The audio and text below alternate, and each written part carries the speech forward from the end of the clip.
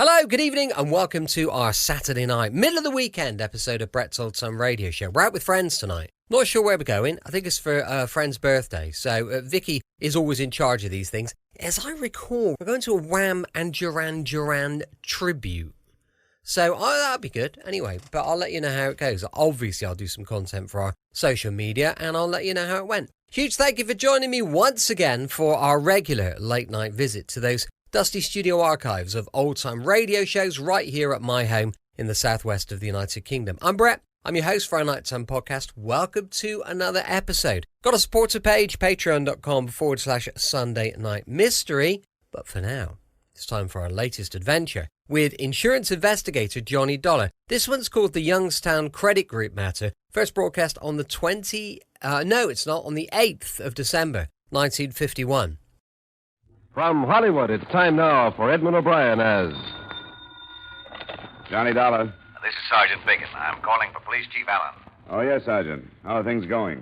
Good and bad, you might say. We're at the hospital. George Enfield just died of his injuries, but it looks like the other man, Charlie Watson, is going to pull through. Has he been questioned yet? No, but the docs say he can be in an hour or so. That's what I'm phoning about.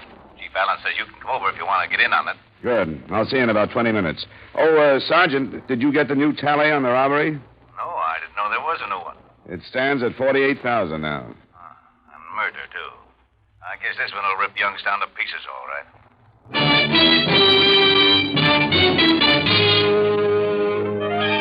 Edmond O'Brien in a transcribed adventure of the man with the action-packed expense account, America's fabulous freelance insurance investigator. Yours truly, Johnny Dollar.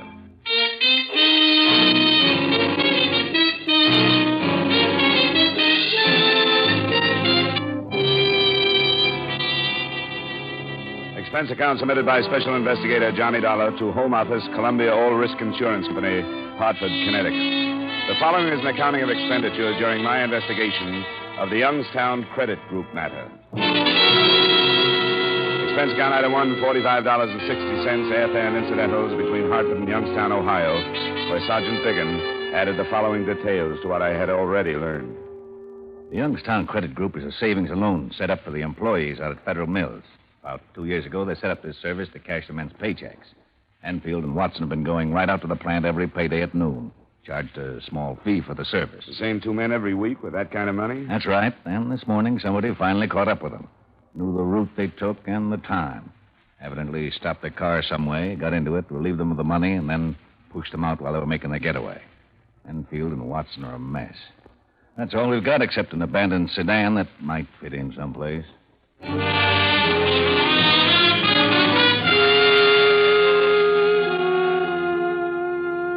It was a couple of hours later when I was told that one of the victims, George Enfield, had died as a result of being thrown from the speeding car. I went to the hospital and there met Chief Edward J. Allen, a man I'd read about and admired as the police officer who had led the fight that finally forced Detroit's Purple Gang out of Youngstown. I was surprised at his being on hand so early in a case and said so. Because I haven't gotten used to not being a sergeant, I guess. I answer a call with the boys anytime I can. We won't be able to press Watson too far. He'll be in pretty bad shape from the sedatives. Yeah. Does he know about his partner being dead? Not yet. And we'd better hold it back. Here. Oh, Watson. Feel like talking about what happened? Sure. I'll try. Thanks. This is Mr. Dollar. He's an insurance investigator. You've had some rough going, Watson. I'm Chief Allen. Yes, sir. You tell us when you want us to leave, Watson, and we will. But we want to get on this as fast as we can, and the more you can tell us now, the better it'll be. I will. They stopped us just after we crossed Spring Common Bridge. Were they waiting, or did they follow you from town? Followed us. They started to pass us and forced us off the road. You didn't suspect that you were being followed? I didn't think about it. How many men were there? 4. They had white handkerchiefs over their faces. Well, can you give us any kind of a description? I couldn't swear to anything. What about clothes? Can you remember if they wore overcoats, hats? Hard to remember. They all seem to look alike now. Mm-hmm. Yeah, they wore hats, all of them, and overcoats. Were they armed? Yes, sir.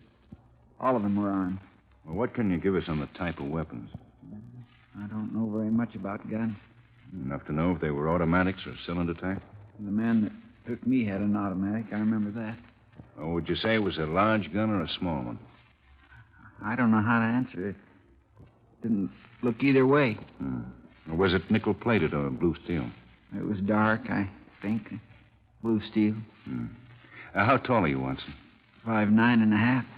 Was this man as tall as you? A little taller, sir. Was he heavier? No. Thinner, I'd say. I weigh 170. Yeah, you're doing fine, Watson. Just a few more questions. Did this man say anything to you? Just get out. He held the gun on me and said, get out. At the same time, another one was taking Enfield out. Enfield was driving? Yes, sir. It was his car. That was a blue 1948 Plymouth sedan, huh? Yes, sir. They made us get in the back seat on the floor, kneeling with our heads down. Where did you have the money, Watson? In the trunk. Locked in the trunk? Yes, sir. In a briefcase. You must have known that. No. How did they operate then, Watson? Well, they made us stay on the floor. They left their car and got in Enfield's, all of them. Then later, maybe 15 minutes, they pushed me out, and that's all I remember. They say anything? Just a word or two to keep us on the floor. Watson, see if you can help us with this. Somebody knew an awful lot about the way you and Enfield operated, even to the point of knowing they'd have to take the car because you carried the money in the trunk. Who would have known all that? Quite a few, sir, but I think I would have recognized them. They wouldn't have to be there, Watson. Somebody who could have given the information to the four men. Well, I can't think of anybody who'd do that, sir. Well, give us the names of as many as you can remember right now. That bunch had to get the information from somebody. The names he listed included those of men in the Youngstown credit group, a man or two at Federal Mills, and from the bank where they drew the money each week, 3 employees who would have known the time they left and that they locked the money in the trunk of the car. There were 12 all told, but instead of our following them up, some officers were assigned to check their movements for anything that might lead us someplace. An alarm on the Plymouth sedan and the description of the man with the glasses was broadcast, and while Chief Allen waited for results at headquarters, I went out to the east side to talk with Enfield's widow. All I can think is he's gone, and I don't know what I'm going to do. I don't know how to tell the kids that he's gone. You have anybody to help you, Mrs. Enfield? Nobody. I don't want anybody. I want to be let alone. Nothing has ever been good, nothing. He scraped and did without and never got ahead, and now it ends like this. I don't know what I'm going to do. Why do you have to bother me? Because somebody who knew a lot about your husband, or Watson, is to blame for all this. I don't hardly know what you're saying to me. I just keep thinking, I've got to tell the kids. I'm sorry, Mrs. Enfield. I hoped you could help us find the man who did this thing. How could I help anybody? By telling me if there was some acquaintance of your husband's you think might have known his routine when he went to Federal Mills. Somebody who could have taken advantage of what he knew. He wouldn't talk about that. Why should he? Who are some of his friends, Mrs. Enfield? I didn't know many of his friends. He never told me much about what he did. Never brought them here. Where would he have met them, then? Downtown, someplace, I'm not sure. It could be important. He used to bowl, but I never went with him. I couldn't say where. Why do you make me talk about things he did? I won't do them no more. Not right you're bothering me like this. Not now. Not so soon like this. Leave me alone. All right, Mrs. Enfield. Believe me, I wouldn't have come if it weren't so important to learn as much as we can, as quickly as we can.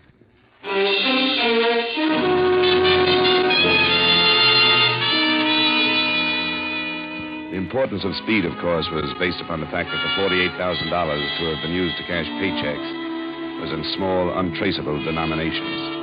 What we were afraid of was that the 400 men would split the money, separate as quickly as possible, and leave the area. It was 5:30 p.m. by the time I reported back to Chief Allen. The search for the Plymouth by then was statewide, but nothing had developed. At 7:15, something did. The owner of a farm a few miles from town called in a tip. A few minutes later, we pulled up in front of his house. I didn't think anything about it till I got the paper this evening. I read how the police were looking for a Plymouth sedan. Said to my wife, wonder if that could be the one. She said, don't seem likely, but I made up my mind to call you anyway. Well, I'm glad you did, Mr. Long. Well, there's a Plymouth like that down there at the edge of my land. It's there now? Well, it was at nightfall, and what's more, I was fixing some drift fence down that way when it drove in. I remember now, there was 4 men got out of it. Now, what time was that? About noon. Did you get a good look at these men? I didn't pay much attention till another car come and turned around. Then they all got into that one and drove off. Were they carrying anything? A briefcase? No, I didn't notice. Now, which way did they go? Well, toward the city, same way both cars come from. Now, what kind of a car was it? Well, these blame new models all look the same to me. I couldn't say. It was blue, though. What about the men? Is there a chance you'd recognize any of them? Well, I couldn't be sure. I don't pay much attention to people. Well, thanks very much, Mr. Long. We'll go take a look at that Plymouth. Just drive down the end of my fence there. You'll see a turnoff. It's not a real road, sort of a lover's lane like.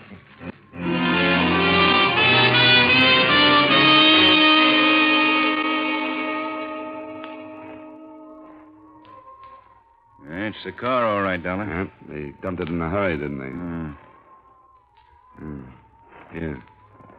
Key's still in the trunk lock. We're up against a really well-planned thing here, aren't we?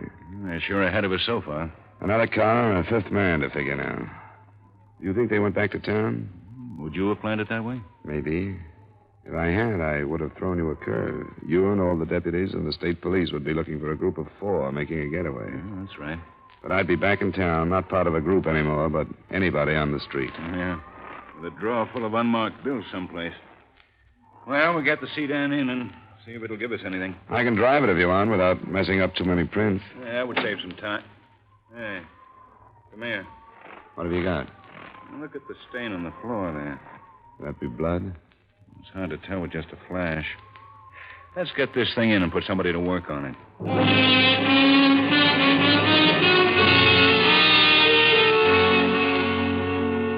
We learned that night that the stain on the rear floor of the sedan was blood, but I didn't get its full meaning until the next morning when I showed up at police headquarters. Good morning, Mr. Dollar. Hi, Sergeant. Chief in? He's been here since dawn. Go on in. Thanks.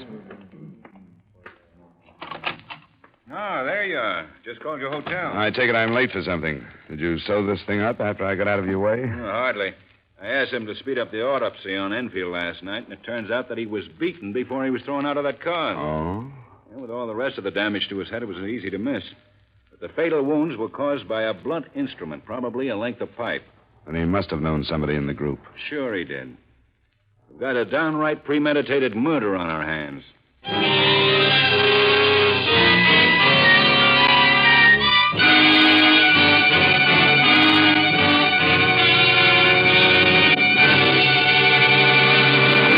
We will return you to yours truly, Johnny Dollar, in just a moment. One of the most informative and forceful campaigns for freedom is being scheduled by the Voice of America during the last week of December. Special dramatic programs, news roundups, and musical programs will be beamed around the world by this great organization. You are urgently requested to write to your friends overseas and tell them not to miss the Voice of America's special year-end overseas program. Now with our star, Edmond O'Brien, we bring you the second act of yours truly, Johnny Dollar.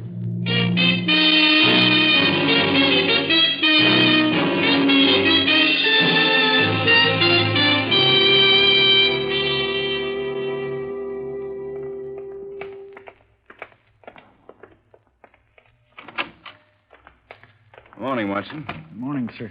How's it going today, Watson? Better? Yeah, I think so. You caught those guys yet? Not yet. Have you been told that George Enfield is dead? No. He died? They killed him, Watson. They beat him before they pushed him out of the car. The reason must have been because he knew one of the men, or maybe more than one. Now, I know at a time like that, things get a little out of focus. Most level-headed man in the world isn't likely to think quite straight.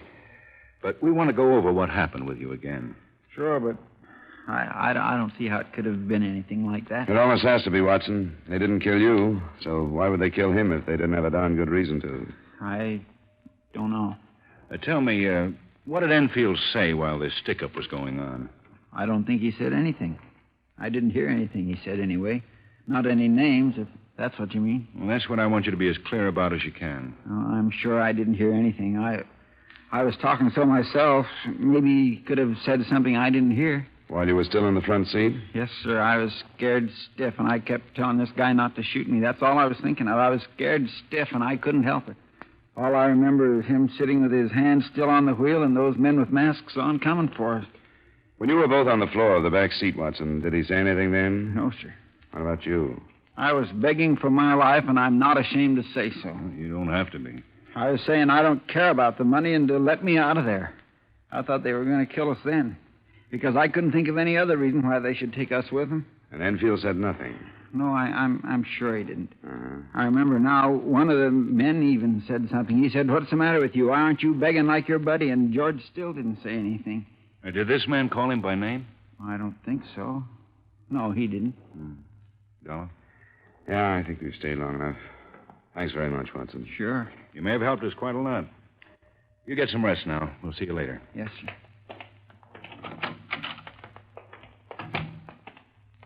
What do you think? Well, I guess the same thing occurred to you. That Enfield might have set the whole thing up, and they got rid of him because he was the only link between them and the job. Uh-huh. Well, I'll give Watson a half hour's rest and see if I can find out how Enfield was acting before they were stopped. Will you go out and check the widow again? Sure.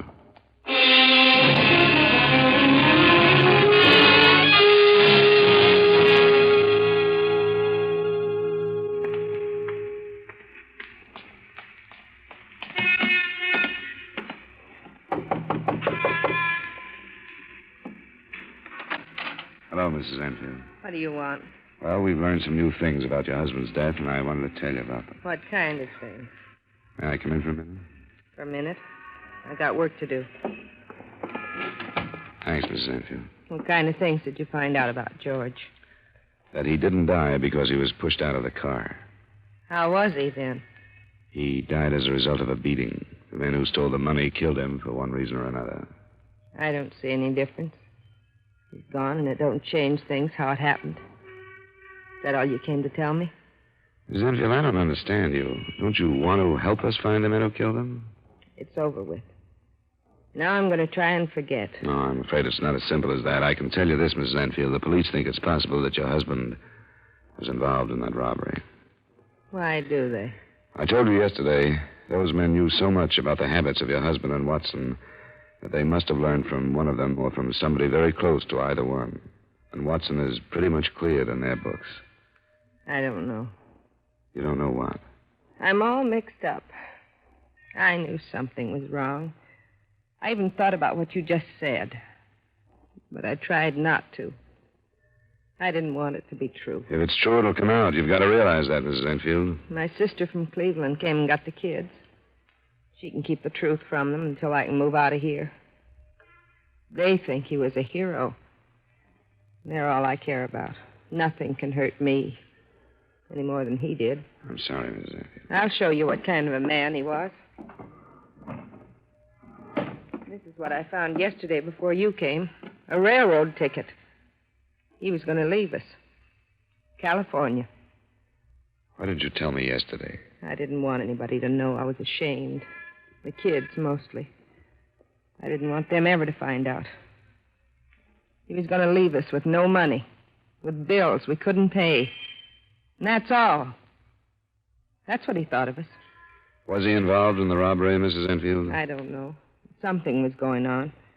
For the past 2 weeks, you could tell there was something. He was out every night. He'd say it was at the High Point bowling alleys, but one night I was sick and I phoned there. He hadn't been there for 3 nights. Do you have any idea who he'd been seeing? No, but one night he talked on the phone to somebody named Carl.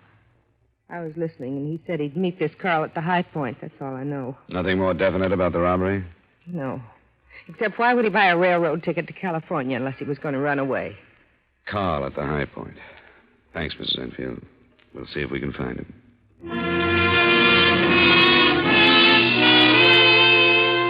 Comparing notes with Chief Allen made it look all the more like we were on the right track.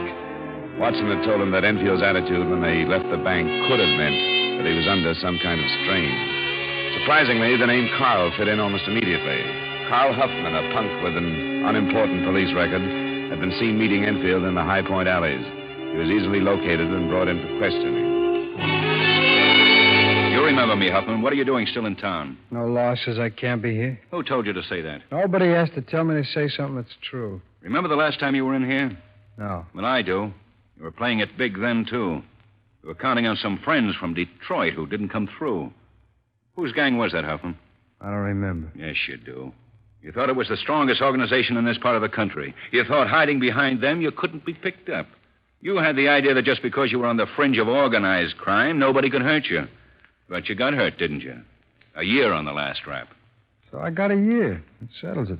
If you had any brains, Huffman, you wouldn't be where you are now. You'd be a decent citizen. But here you are. You just can't get along in the world like everybody else. All right, let's talk about George Enfield. What about him? Do you want to take the rap for his murder? I can give it to you. What are you handing me? What murder? All we need is the fact that he was with you night before last. We've got that. It's a lie. I'll believe our witness under oath before I believe you. It's a lie. What witness? Ben Hochek, the High Point. He says you were there the other night. Oh, sure I was. There's no law against that either. Hochek says you've been meeting Enfield there and leaving with him. He says you've been doing that for a couple of weeks. Well, that don't mean anything. You ought to play it smart, Huffman. He's got a lot on you. How can he? I didn't do nothing. You were seeing Enfield. Even his wife knew that. She knew he was planning to leave town, too.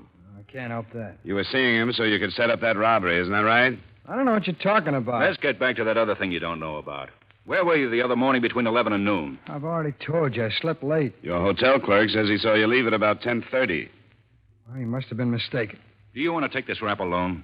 What rap? You got nothing on me. We've got enough to make a charge stick. You can't have. I didn't do nothing. I'll show you what we've got.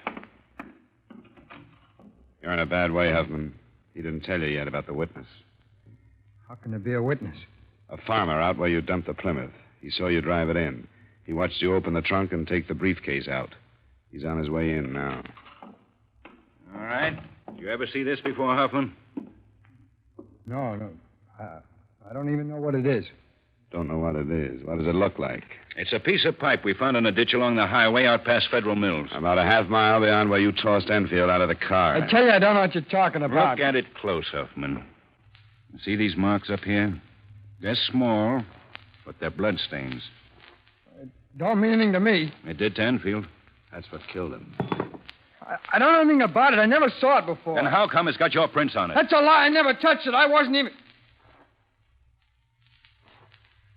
Oh, what's he? That's right.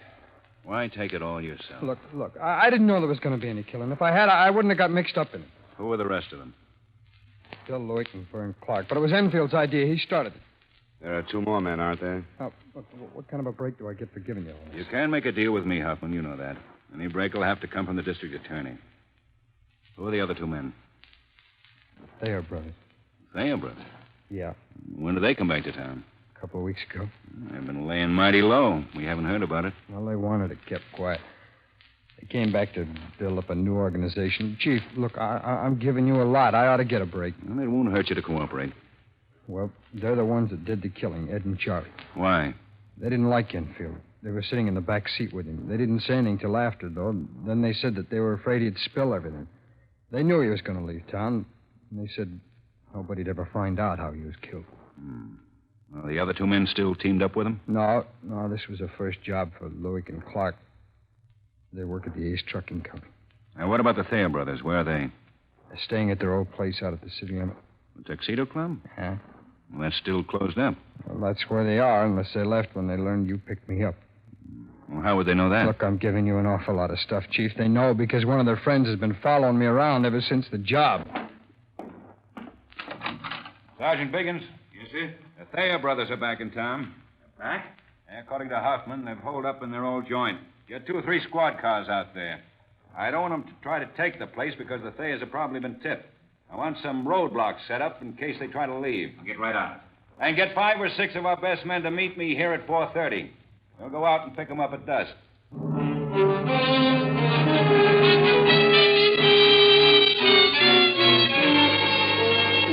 I got the background on the Thayer brothers while Chief Allen and I were on our way to pick up the other two men named by Huffman. They'd been at the bottom of most of the organized crime in Youngstown when Allen had taken over. The fight against them had become almost a personal one. It ended when the Thayers left town, and the fear now was that it would be reopened.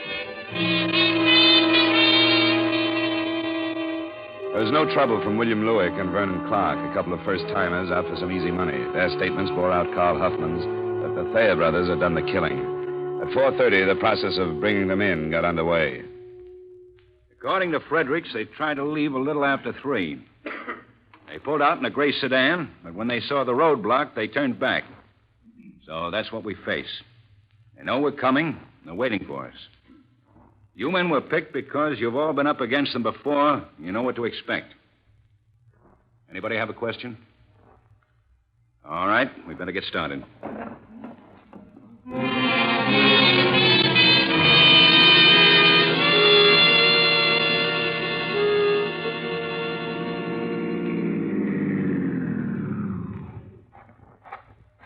Anything happening, Biggins? Some guy from a grocery store back near that crossroad got curious and came to talk to us. He says the Thayers have been coming in his store. He says they've been drunk for the last couple of days. That's something to think about, Chief. Yeah, I know it is. If they're gassed up, they're a cinch to make a play. Yeah, we'll see. Who's that up ahead? Well, that's Samuels. He got here just a minute ago. Walter and Hayes are with him, both with Thompsons. Good. Hey, no lights in the place. I don't know what they're thinking. They must know we're coming. What's the layout of the place? The living quarters are in the rear. That's where they'll probably be, but... Biggins. Yes, sir. You take one of the men with the Thompson, go in the front. I want the other to cover me at the rear door. Walter's back there already. Good. Well, let's get it done then. Dollar? It's my case, too, Chief. Okay. Good luck, Biggins. Yes, sir.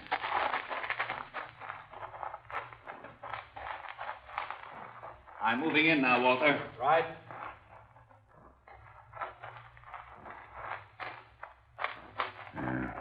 That's the door, Dollar. Good. There aren't any windows. No. You can cover me from here. Don't be a hero in front of that door. I'll watch it.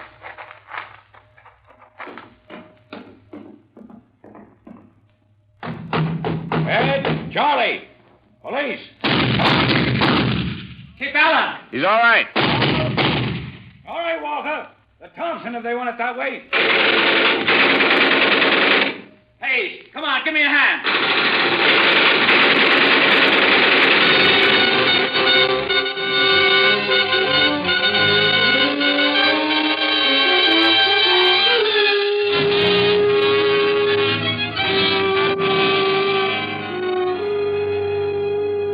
Expense account item 2, $104 miscellaneous. Item 3, same as item 1, transportation back to Hartford. Expense account total, $195.20. Remarks? A reasonable figure, I think, considering not only the recovery of most of the stolen money, but also the fact that the company received the personal services of my good friend, Chief of Police Edward J. Allen. Yours truly, Johnny Dollar.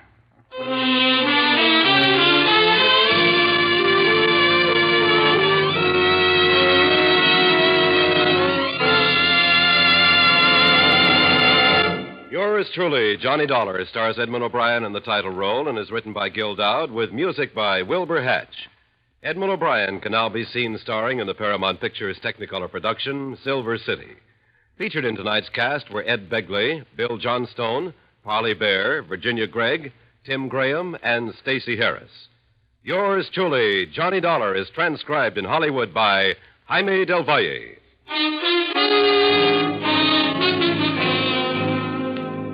This is Dick Cutting inviting you to join us next week at this time when Edmond O'Brien returns as... Yours truly, Johnny Dollar.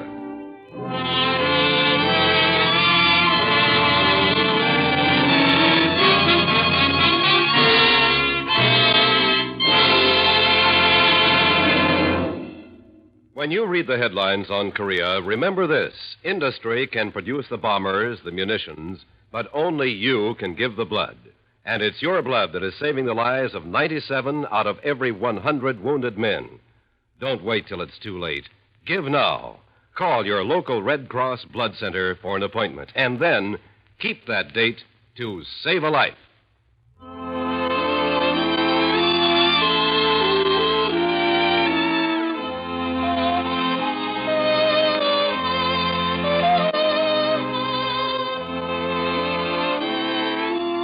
A comical catastrophe is about to overtake a department store when Mortimer Snerd takes a pre-Christmas job behind the counter.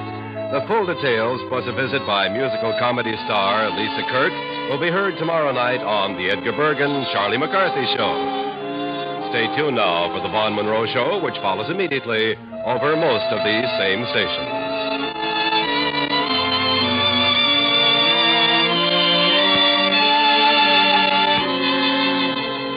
And remember, King Arthur Godfrey's Round Table holds court every Sunday afternoon on the CBS Radio Network.